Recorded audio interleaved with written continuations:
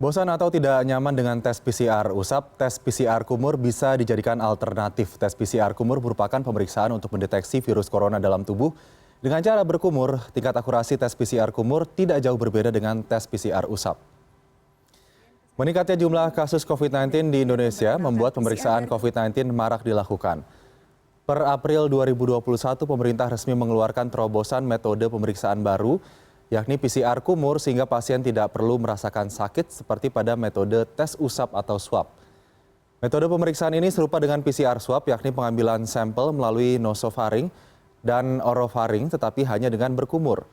Jumlah alat tes yang masih terbatas membuat PCR kumur hanya dapat dilakukan di laboratorium tertentu dengan tarif Rp499.000.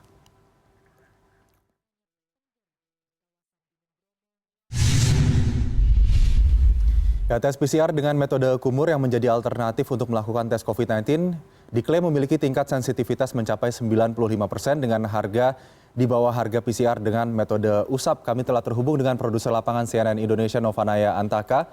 Selamat pagi, Naya, berapa kisaran harga mungkin ya dari tes PCR metode kumur ini dan distribusinya saat ini ke berbagai lokasi tes COVID-19 bagaimana, Naya? Ya, selamat pagi Aldi dan juga pemirsa.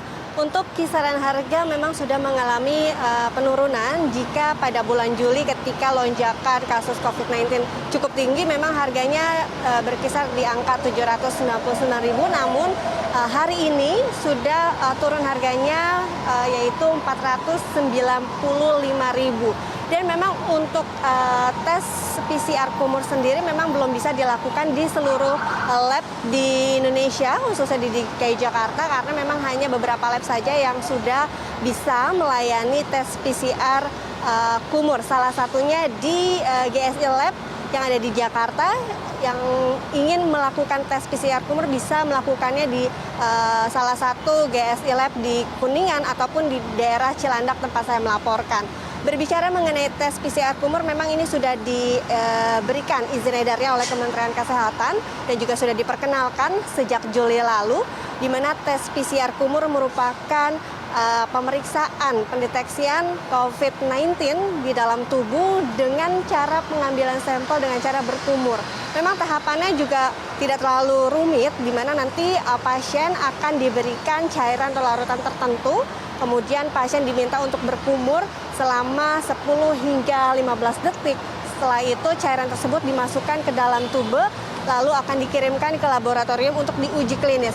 Dan setelah itu metode yang digunakan sama seperti PCR swab usap, yaitu melalui nasofaring atau orofaring atau melalui hidung dan juga tenggorokan. Metode yang sama digunakan, namun yang membedakan sekali lagi adalah cara pengambilan sampelnya saja. Jika tes swab usap itu dimasukkan alat ke dalam hidung dan juga tenggorokan, namun tes kumur ini hanya berkumur dengan larutan tertentu. Jadi memang hal ini bisa dijadikan, tes ini bisa dijadikan alternatif bagi masyarakat yang memang agak tidak nyaman atau tidak nyaman menggunakan tes usap melalui nasofaring ataupun orofaring. Lalu seperti apa antusiasnya? Memang antusiasnya di bulan Juli saat lonjakan tinggi ini memang cukup tinggi gitu. Bahkan tadi kami sempat mewawancarai beberapa lab atau yang melakukan pelayanan tes usap kumur bisa sehari 50, karena memang ini bisa membuat